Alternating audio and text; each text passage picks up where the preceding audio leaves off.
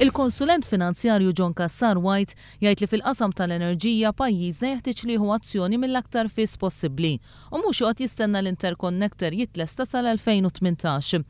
Cassar White għal dan meta kien mitlub jikkummenta dwar il-proposta tal-Partit Laburista li tintuża enerġija bil-gass li ser traħħas il-kontijiet tad-dawl b'25% u dawk tal-ilma b'5% fi żmien sena għall-familji u fi żmien sentejn għan-negozji. Fid-dawl ta' dan kollu, fid-dawl tas-sitwazzjoni tal-Enem Malta, x'tikkummenta kemm tagħmel sens il-proposta tal-Partit Laburista? L-aradu tagħna hija l-complacency, jiġifieri nibdew naħsbu li l-affarijiet mhumiex serji daqskemm huma.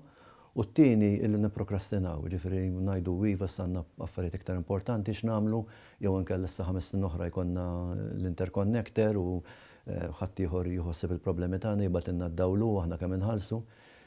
Naħseb illi rridu nqumu jien naħseb il-rapport ta' Standard & Poor's kien wake up call, ma kienx l-ewwel waħda ta' ġifieri naħseb dal-aħħar 3 snin kellna 5-6 mill-IMF mill-Kummissjoni Ewropea biex naraw u nħarsu sew flok noqogħdu nikkomparaw ruħna u ngħidu kemm qegħdin aħjar minn ċerti pajjiżi li kellhom problemi kbar, nikkomparaw ruħha ma' minnu aħjar minna.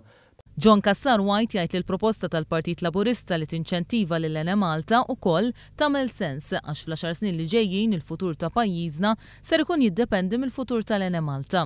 Kif wara kollox der biċ-ċar meta l-Aġenzija ta' Kreditu Standard & Poor's naqset is-saħħa ekonomika ta' pajjiżna. Sepp m'hemm xejn ħażin li noħorġu bidejat ġodda ta' kif l-Enem Malta nistgħu nqajmuha fuq saqajja. Il-futur ta' Malta fl-10 snin li ġejjin ħajkun jiddependi ħafna fuq kemm l-Enem Malta tkun supplier ta' enerġija effiċjenti u fl-istess ħin vijabbli finanzjarjament. Fis-snin li ġejjin jekk ma nieħdux ħsieb il-problema tal-Enem Malta nkunu tħallna fi kriżi kbira, jgħid Cassar White. Flus li nonfqu rridu naraw li jtuna riżultati tajbin u jtuna riżultati malajr għaliex jien nemmen li problema tal-Enem Malta mhux se jiġri xejn drammatiku mill-lum għal għada, imma naħseb fil-ftit snin li ġejjin jekk ma nittakiljaw inkunu veru tħallna fi kriżi kbira. Għalhekk skont Cassar White hemm bżonn li pajjiżna jinvesti fil-gass b'mod immedjat. Hemm bżonn ninvestu iktar fil-gass, hemm bżonn li ikonna enerġija iktar nadifa għax għandna problema wkoll